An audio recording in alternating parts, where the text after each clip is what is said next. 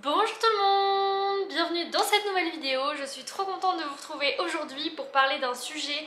On m'a demandé de parler de ça environ 1500 fois sur Instagram. Aujourd'hui on va parler des stages. Je pense que c'est la vidéo la plus attendue sur ma chaîne YouTube avec les low vlogs et la vidéo sur les masters qui est sortie il y a quelques semaines pour vous. J'ai fait l'effort sur cette vidéo de vous mettre des petits timecodes dans la barre de description et vous pouvez normalement les voir quand vous scrollez sur la vidéo aussi. Donc s'il y a une partie en particulier qui vous intéresse. Bref, en tout cas j'ai un petit peu structuré cette vidéo évidemment. J'ai noté tout ce que j'ai à vous dire pour aujourd'hui. Donc on va commencer maintenant parce que ça va être un petit peu long. Et j'en profite dès le début de la vidéo pour vous préciser que sur ma chaîne YouTube, il y a au moins 3 voire 4 low vlogs que j'ai fait pendant que j'étais dans mes stages. Si ça vous intéresse, les vidéos sont sur ma chaîne, comme ça vous en saurez encore plus. On va commencer cette vidéo par d'abord mes stages. J'ai fait mon premier stage en fin de L2 au mois de juin et j'ai fait un mois dans un cabinet d'avocats à Tours, puisqu'à l'époque j'habitais encore à Tours, dans un cabinet d'avocats qui était de taille moyenne on va dire pour le barreau de Tours. Donc il y avait environ je pense 6-7 avocats avec plusieurs assistantes. Et ensuite, deuxième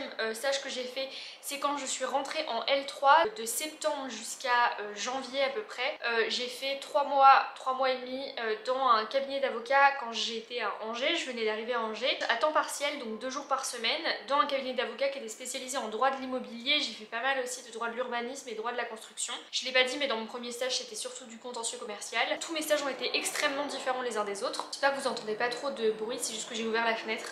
Donc il y a les oiseaux, il y a les voitures, il y a les camions.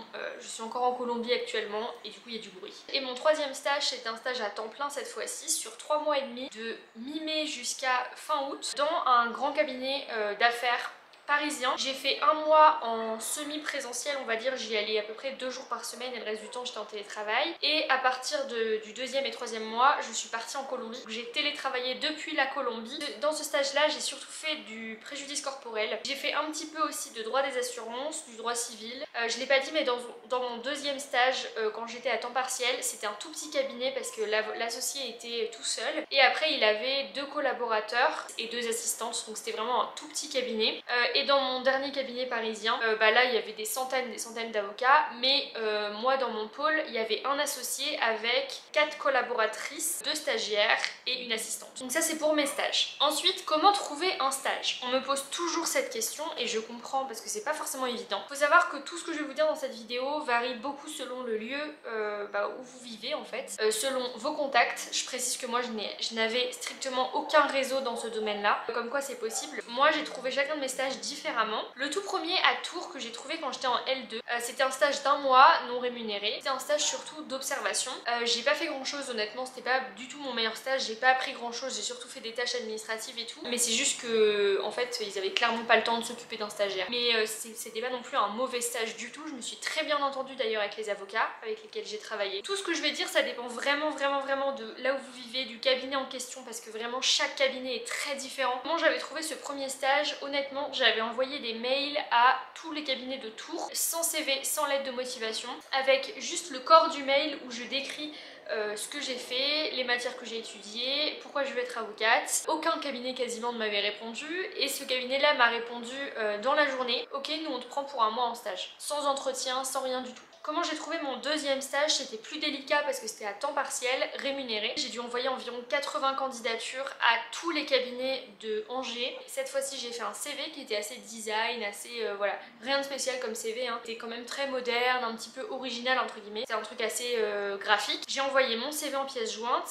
Je faisais un mail un tout petit peu personnalisé pour dire pourquoi ce cabinet là en particulier me donnait envie tout simplement, mais vraiment pas beaucoup parce que j'avais 80 mails à envoyer, donc je m'amusais pas à refaire le mail à chaque fois. Je faisais pas de lettre de motivation, ça c'est un truc qui me caractérise, je déteste faire des lettres de motivation, donc je n'en ai jamais fait pour aucun de mes stages. Moi j'estime que si j'explique déjà mon parcours, pourquoi je veux faire ça, pourquoi ce cabinet là m'intéresse dans le corps du mail, ça sert à quoi de faire une lettre de motivation que je vais mettre en pièce jointe? Je sais que dans beaucoup de cabinets, notamment aux États-Unis, comme ça que ça se fait. C'est pas en faisant des lettres de motivation. Si vous construisez bien votre mail, il n'y a pas de raison. Donc j'ai juste mis mon CV et dans le corps du mail j'ai expliqué. Ensuite j'ai eu un entretien, j'ai eu même 2 entretiens avec 2 cabinets différents. Au final j'ai choisi celui-ci.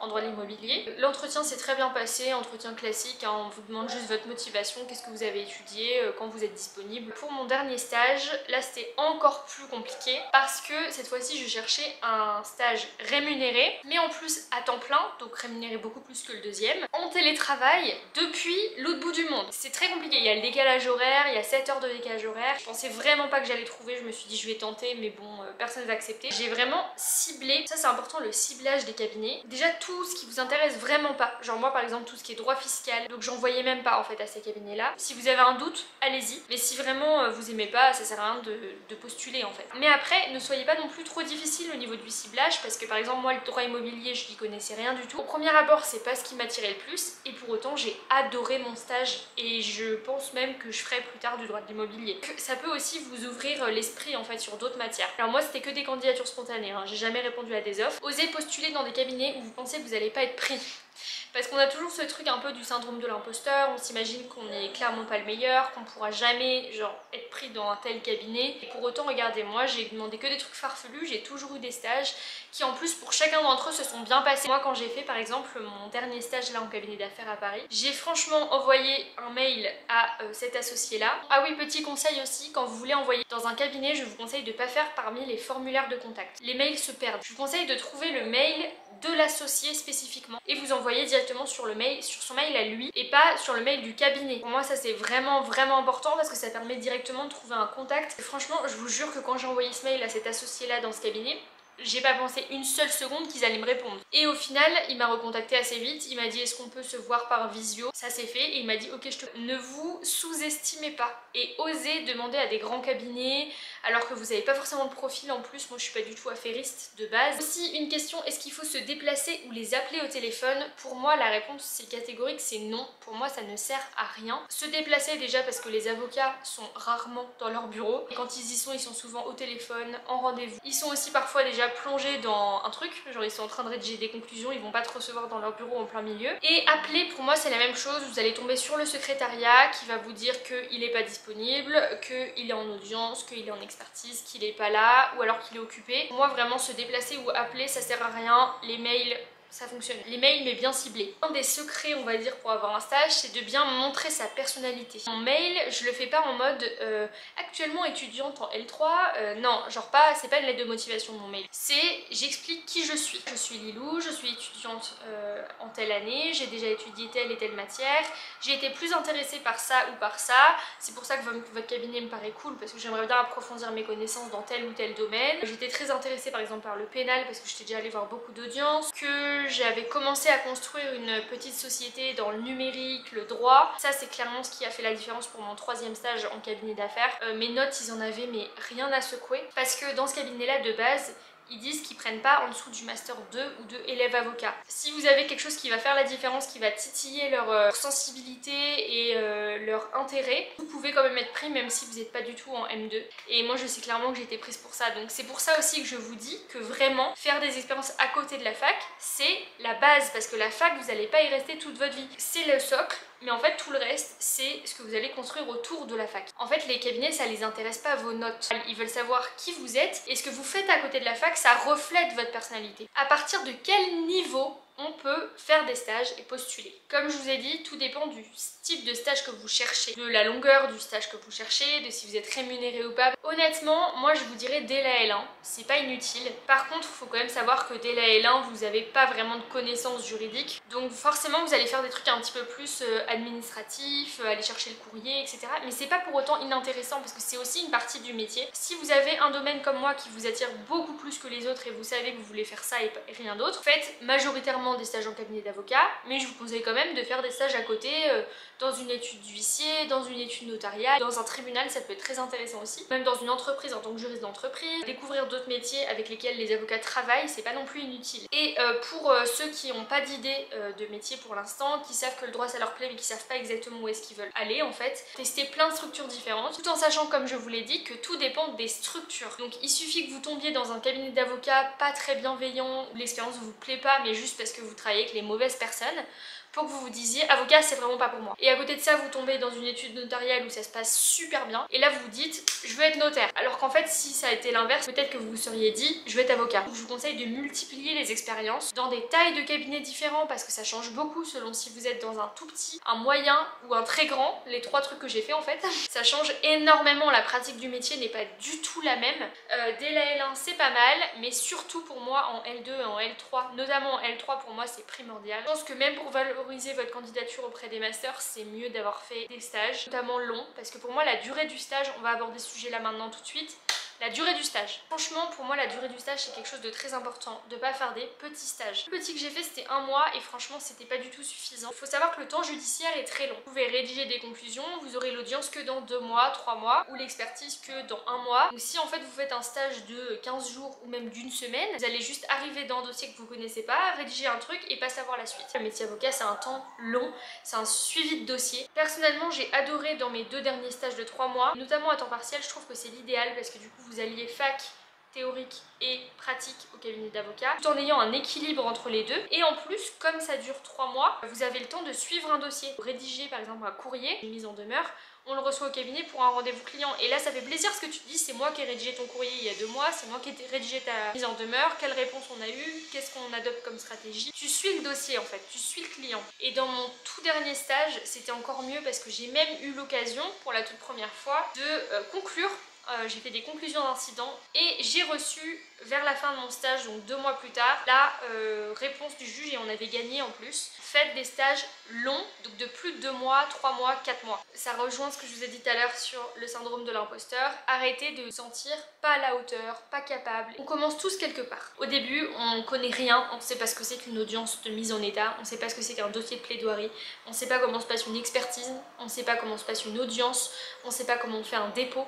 On ne sait pas où est la case du palais. Et donc quand vous arrivez dans un cabinet, vous êtes en mode il y a tout un nouveau vocabulaire que vous connaissez pas, tout un monde que vous connaissez pas, donc c'est normal d'être perdu. Mais si vous êtes dans un cabinet normalement bienveillant, ils vont vous apprendre tout ça parce que c'est le rôle même d'un stage. Votre rôle c'est d'apprendre. C'est d'apporter quelque chose au cabinet tout en apprenant vous-même. Vous n'êtes pas là pour faire vraiment un chiffre d'affaires de ouf au cabinet. Vous êtes là pour apprendre et pour vous former. On me demande souvent, bah oui mais quand on me dit sur Instagram, plusieurs fois on me l'a dit quand je dis que je dois rédiger des conclusions par exemple, mais comment tu fais? Moi on m'a jamais appris à rédiger des conclusions. Comment tu fais pour pas paniquer quand on te demande si tu peux rédiger des conclusions? En général on demande pas ça du jour au lendemain sans aucune indication. La première fois que j'ai rédigé pour de vrai des conclusions, c'était dans mon cabinet américain là, un cabinet où j'ai beaucoup rédigé puis j'étais en télétravail donc forcément voilà. C'est surtout du travail de bureau, de rédaction, ce que moi j'aime beaucoup aussi. Contrairement à mon deuxième stage qui était vraiment des expertises, j'ai beaucoup bougé, fait beaucoup de rendez-vous clients, c'était que avec des particuliers, des personnes lambda en fait, voilà, qui ont leur maison, qui ont un problème, des locataires, etc. Donc c'est complètement différent de défendre une très grosse société, il y a des centaines de milliers d'euros en jeu ou des millions même d'euros, et de défendre un petit particulier qui a eu, je sais pas, une inondation dans sa maison. Les tâches qu'on vous donne sont pas du tout les mêmes. Mais dans les deux cas, vous allez vous dire mais comment je sais pas faire ça, je vais me mettre où même pendant l'expertise. Pareil pour les rendez-vous clients. Mais en fait les gens majoritairement, enfin les gens souvent sont bienveillants avec vous. Ils savent que vous êtes là pour apprendre, ils vous expliquent qu'est-ce que vous devez faire. Au début c'est jamais parfait, après ils vous font un retour en donnant des conseils et après tout se passe bien en fait. Et les conclusions c'est pareil, on va pas vous dire d'un coup rédige des conclusions entières. Moi dans mon cabinet là on m'a demandé rédige des conclusions en réponse, si t'as besoin tu m'appelles. Fais des recherches sur tel et tel sujet, je pense qu'on peut approfondir tel et tel sujet. Et vers la fin, on me disait juste de lire les conclusions adverses, de voir les points auxquels on n'avait pas encore répondu, et ensuite de faire des recherches et de répondre. Moi aussi, je me sentais pas du tout à la hauteur, je me disais mais je sais pas du tout faire, ça va être pourri, je sais pas rédiger comme eux. Enfin, voilà, on se sent pas du tout à la hauteur au début, on arrive dans un truc comme ça, enfin les locaux clairement c'était Suits. Je vous jure, il y avait genre des énormes salles de réunion, moulures au plafond, un truc immense sur 5 étages juste à côté de l'Arc de Triomphe. Je vous assure que quand vous venez d'un tout petit village où personne quasiment dans votre famille a fait d'études, débarquer là, c'est pas votre milieu, clairement. Mais en fait, après, on apprend à connaître les gens, on apprend à connaître le fonctionnement du cabinet. Sur le coup, je me dis toujours mon travail, franchement, ils vont trouver ça nul parce que voilà, c'est pas à leur hauteur. À chaque fois, on m'a dit c'est top, on m'a remercié. Là, j'ai même fait un bilan de fin de stage avec ce cabinet-là, avec les collaboratrices. On m'a clairement dit, t'as un niveau supérieur aux élèves à tous les élèves avocats qu'on a vus passer dans le cabinet. Si tu veux revenir, c'est grande porte ouverte. On va en parler à l'associé et lui dire qu'il faut qu'il te fasse des lettres de recommandation. Donc en fait, arrêtez de vous sentir pas à la hauteur. Si vous faites les choses correctement, que vous suivez suivez leurs conseils, que vous posez les questions, que vous osez poser les questions au bon moment, vous êtes aimable, bien sûr, parce que ça compte beaucoup aussi, le relationnel, tout va très bien se passer. Et elles-mêmes, les avocates avec lesquelles je travaille, elles m'ont dit mais nous quand on était en L3 on savait pas du tout faire ce que toi t'as fait. Elles-mêmes c'est pas inné pour elles de rédiger des conclusions. Aucun avocat n'est né en sachant rédiger des conclusions. Vous allez le faire, au début il y aura des petites erreurs, des petits ajustements, on va vous former et c'est là pour ça un stage. Ensuite sur le mythe des grands cabinets parisiens. Alors tout dépend des cabinets. Moi à la base en plus j'étais pas du tout attirée par les grands cabinets parisiens, mais alors pas du tout. Déjà j'aime pas particulièrement Paris. En plus j'ai adoré mon deuxième stage qui était dans une toute petite structure. Moi je préfère défendre les plus petits dossiers où on a du contact avec le client, ce qui n'est pas du tout le cas là dans le gros cabinet dans lequel j'étais. Clairement le contact avec le client il est extrêmement réduit. Honnêtement c'est pas pour autant que vous avez des dossiers inintéressants, pas du tout, au contraire. C'est aussi très formateur. Vous pouvez aussi extrêmement bien apprendre le métier. Vous allez faire plein de choses différentes et apprendre très vite dans des tout petits cabinets. Il n'y a pas besoin d'aller dans un cabinet à côté de l'Arc de Triomphe avec 100 avocats pour faire des nuits blanches au cabinet et pour bien apprendre. Vous pouvez vraiment beaucoup plus apprécier un tout petit cabinet où il y a un seul associé par rapport à un grand cabinet parisien où vous avez tout à volonté, la paye le restaurant, où vous allez avoir les boissons à volonté. Ça c'est le confort des grands cabinets parisiens, mais vous pouvez aussi être tout autant épanoui, voire 1000 fois plus épanoui et 1000 fois mieux apprendre le métier dans un tout petit cabinet avec un associé, un collaborateur dans votre ville de province. Mais franchement, il n'y a pas besoin d'aller à Paris pour trouver des avocats de qualité. Alors après, en toute honnêteté, je pense que avoir un tel stage sur un CV, ça vous favorise après pour d'autres expériences, je pense. Et il faut aussi savoir que tous les gros cabinets parisiens ne sont pas du tout pareils. Ça change vraiment selon le cabinet, selon le pôle même dans lequel vous êtes. Moi, j'ai vu même dans mon cabinet, il y a certains pôles, franchement, il n'y avait pas du tout cette bienveillance que j'avais dans mon pôle. Il peut y avoir des gros cabinets parisiens qui sont pourtant hyper intimidants, qui sont énormes, qui vous font pas faire des nocturnes. Par exemple, moi, les collaboratrices, jamais elles étaient au cabinet après 21 h, clairement, jamais. Ils vous mettent pas une pression monstre, enfin, faire tel chiffre d'affaires, rendre tel nombre d'actes. C'est pas comme ça dans tous les cabinets et c'est pas comme ça dans tous les cabinets parisiens et même pas comme ça dans tous les cabinets parisiens d'affaires. Ça dépend des pôles, ça dépend des équipes, ça dépend tout simplement des gens en fait. Et moi dans mon équipe, notre associé était vachement bienveillant, même s'il était tout le temps pris et qu'il travaillait H24. Les collaboratrices qui étaient avec lui étaient juste des amours et il n'y avait pas cette pression là, il n'y avait pas vraiment ce côté malsain. Donc ça aussi il faut le savoir parce que moi quand j'ai été prise d'ailleurs dans ce cabinet, j'ai eu peur, je me suis dit ça se trouve à moi aussi on va me demander de faire des nocturnes, faire des horaires, j'aurais plus de vie et tout. C'est totalement faux. Tout dépend de l'équipe dans laquelle vous tombez. Ensuite, petit aparté sur le dress code, parce qu'on se pose tous cette question, on va être honnête, sur comment on doit s'habiller, notamment dans les grands cabinets, mais même dans les petits. Comme je vous ai dit, tout dépend des cabinets. C'est vraiment souvent assez relax. Moi, j'ai eu aucun cabinet qui demandait un dress code particulier. À chaque fois, on pouvait mettre des robes d'été, on pouvait mettre des débardeurs, des jupes, on pouvait mettre des jeans, on pouvait mettre des baskets. Tout premier jour dans le cabinet à Paris, et j'avais que mes Stan Smith, donc j'ai mis mes Stan Smith avec un jean et un blazer, et je me suis dit est-ce que ça va passer mes Stan Smith et tout, mais carrément. En fait les avocates elles sont en sandales, tout le monde n'est pas en tailleur, mais tout dépend des cabinets encore une fois. Pour le premier jour mettez un truc classique on va dire, voilà un petit jean noir avec une petite veste de blazer. Vous regardez de façon les gens dans le cabinet comment ils sont habillés et vous vous adaptez. Non il y a mon papy qui m'appelle, bon, on va être coupé. Bon, je vous retrouve 3 heures plus tard. Je reprends du coup le fil de cette vidéo et je vais vous parler un petit peu de la rémunération. Tout dépend de la longueur de votre stage. Et si vous êtes en temps partiel, c'est selon un nombre d'heures et pas un nombre de mois. Si vous êtes à temps plein, c'est à partir de 2 mois. Vous avez l'obligation d'être payé. C'est la loi en fait. Le tarif minimum, c'est 3,90 € de l'heure. Toutes ces infos, vous pouvez les trouver sur internet. Ça fait environ 550 € par mois quand vous êtes en temps plein. Moi, c'est ce que j'ai obtenu là cette année avec mon stage dans le cabinet parisien. J'ai à peu près touché 550 € par mois. En réalité, j'ai touché à peu près 500 € par mois plus 100 voire 200 € par mois de tickets restaurants parce que j'étais bénéficiaire dans ce cabinet là des tickets restaurants, mais ça c'est vraiment le cabinet qui décide. Avant ça, mon tout premier stage j'étais pas payée parce que c'était que 1 mois, et pendant que t'es formé ça peut se comprendre, mais une fois que t'as été formé et que t'es en fait tu sais faire des trucs par toi-même, en fait c'est pas normal de travailler pendant 2 mois gratuitement quoi. Je trouve ça pas normal. Pour mon deuxième stage qui était à temps partiel, l'avocat n'avait pas l'obligation de me payer. Parce que certes c'était 3 mois mais c'était à temps partiel, donc j'avais pas le nombre d'heures en fait minimum. Je lui avais clairement dit, mais il m'avait dit qu'il voulait pour m'aider quand même, me verser quelque chose. Honnêtement pour les 3 mois je crois que j'ai touché 350 €. Voilà pour la rémunération. Ensuite du côté des horaires, il y a un truc que j'ai noté moi dans tous les cabinets que j'ai visités malheureusement. Je sais que c'est pas le cas dans tous les cabinets mais je pense que c'est encore assez généralisé. Mais dans beaucoup de cabinets il y a ce truc là de Même si t'as rien à faire, même l'été ou le mois d'août il est genre extrêmement calme, franchement là je devais bosser 1 heure par jour quoi, clairement. Il y a ce truc de présentéisme où tu dois rester jusqu'à 20 h au bureau, sinon bah tu te fais mal voir, sinon on te dit ah tu pars déjà alors que t'as rien à faire, donc ça sert à rien de rester 3 heures à rien faire.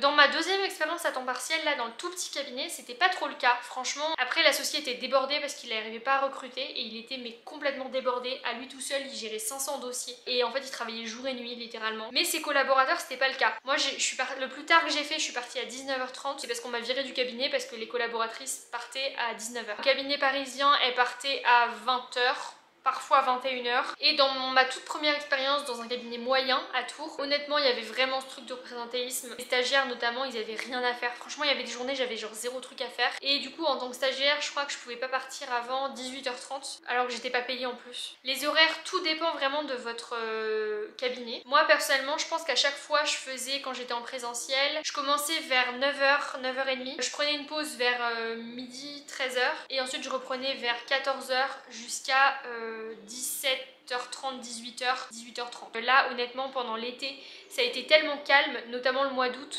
j'étais en distanciel du coup, mais ça m'est arrivé d'avoir des journées avec zéro truc à faire. Franchement je pense que le maximum que j'ai travaillé ça doit être peut-être 4 heures, 4 h 30 pour rédiger des conclusions dans la journée. Un stage en mois d'août c'est peut-être pas forcément l'idéal parce que bah, c'est très calme. Jusqu'au 15 juillet c'est agité et à partir du 15 juillet franchement tout le monde part en vacances, c'est les vacations judiciaires, il n'y a plus d'audience et tout ça. Je vous conseillerais plutôt le mois de avril, mai et juin. Juin aussi c'est un très bon mois. Et après si vous pouvez le faire bah, comme moi j'ai fait en septembre, octobre, novembre, c'est des périodes vraiment très agitées, c'est la rentrée, il y a beaucoup de choses et c'est super formateur. Beaucoup plus formateur de faire un stage à temps partiel en septembre, octobre, novembre que faire un stage à temps plein au mois d'août. Concernant cette fois-ci l'ambiance en cabinet, alors là c'est pareil, franchement ça dépend énormément des cabinets, ça dépend aussi de votre personnalité, c'est très subjectif. Pour mon tout premier stage c'était une ambiance un peu bizarre, mon stage cabinet moyen à Tours. En fait il n'y avait aucun moment où ils se retrouvaient tous ensemble, il n'y avait pas d'équipe soudée en fait, chacun faisait sa vie dans son coin. L'associé j'ai dû le voir maximum 10 secondes pendant mon stage, franchement je le voyais littéralement jamais.